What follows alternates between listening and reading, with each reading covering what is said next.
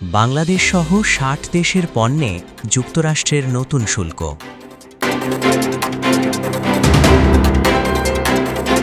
বাধ্যতামূলক শ্রম ফর্সড লেবার প্রতিরোধে যথাযথ ব্যবস্থা না নেওয়ার অভিযোগে বাংলাদেশ সহ বিশ্বের ৬০টি দেশের পণ্যের ওপর নতুন শুল্ক আরোপ করছে যুক্তরাষ্ট্রের ট্রাম্প প্রশাসন। শুক্রবার থেকে কার্যকর হওয়া এই সিদ্ধান্তে দেশভেদে ১০ থেকে ১২.৫% পর্যন্ত শুল্ক আরোপ করা হবে। যুক্তরাষ্ট্রের ফেডারেল রেজিস্টারে প্রকাশিত বিজ্ঞপ্তি অনুযায়ী নতুন নীতির আওতায় দেশটির মোট আমদানিকৃত পণ্যের ৯৯.৪% প্রভাবিত হবে। নতুন সিদ্ধান্ত অনুযায়ী বাংলাদেশ, ভারত, পাকিস্তান, শ্রীলঙ্কা, যুক্তরাজ্য, কানাডা, মালয়েশিয়া ও মেক্সিকোর পণ্যে ১০% শুল্ক আরোপ করা হবে।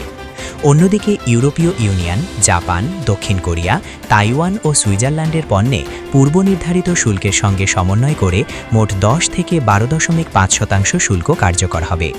এছাড়া চীন সহ আরও ৩৮টি দেশের পণ্যে ১২.৫% শুল্ক ধার্য করা হয়েছে। এর আগে যুক্তরাষ্ট্রের সুপ্রিম কোর্ট জাতীয় জরুরি আইনের আওতায় ট্রাম্প প্রশাসনের আরোপিত পারস্পরিক শুল্ক বাতিল করে দেয়। এরপর ১৫০ দিনের জন্য ১০% অস্থায়ী শুল্ক কার্যকর করা হয়েছিল, যার মেয়াদ শেষ হওয়ার সঙ্গে সঙ্গেই এবার ১৯৭৪ সালের বাণিজ্য আইনের ৩০১ ধারা ব্যবহার করে নতুন শুল্ক কার্যকর হচ্ছে। তবে ট্রানজিটে থাকা পণ্য ২৮ জুলাই পর্যন্ত নতুন শুল্কের আওতার বাইরে থাকবে। তবে সব পণ্যের ক্ষেত্রে এই শুল্ক প্রযোজ্য হবে না। তেল, গ্যাস, সার, নির্দিষ্ট কিছু খাদ্যপণ্য, পাশাপাশি জাতীয় নিরাপত্তার আওতাভুক্ত গাড়ি, ইস্পাত, অ্যালুমিনিয়াম ও তামা এবং ইউএসএমসিএ চুক্তির শর্ত পূরণকারী পণ্য শুল্কমুক্ত সুবিধা পাবে। এই সিদ্ধান্তের পর নরওয়ে, অস্ট্রেলিয়া ও ব্রাজিল সহ কয়েকটি দেশ অসন্তোষ প্রকাশ করেছে। কানাডা আলোচনার মাধ্যমে সমাধানের আশাবাদ ব্যক্ত করেছে। অন্যদিকে যুক্তরাষ্ট্রের ম্যাসাচুসেটস অঙ্গরাজ্যের গভর্নর মাউরা হিলি সতর্ক করে বলেছেন, নতুন শুল্কের কারণে ভোক্তা পর্যায়ে পণ্যের দাম বাড়তে পারে এবং ব্যবসা প্রতিষ্ঠানগুলো ক্ষতির মুখে পড়তে পারে।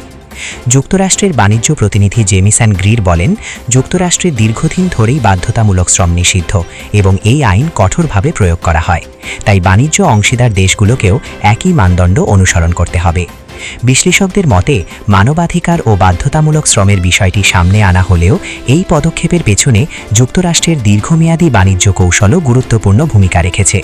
বিশেষ করে চীনের জিনজিয়াং অঞ্চলে উইঘুরদের জোরপূর্বক শ্রমে নিয়োজিত করার অভিযোগকে কেন্দ্র করে বেইজিংয়ের উপর অর্থনৈতিক চাপ বাড়ানোর বৃহত্তর পরিকল্পনার অংশ হিসেবেই নতুন শুল্ককে দেখা হচ্ছে।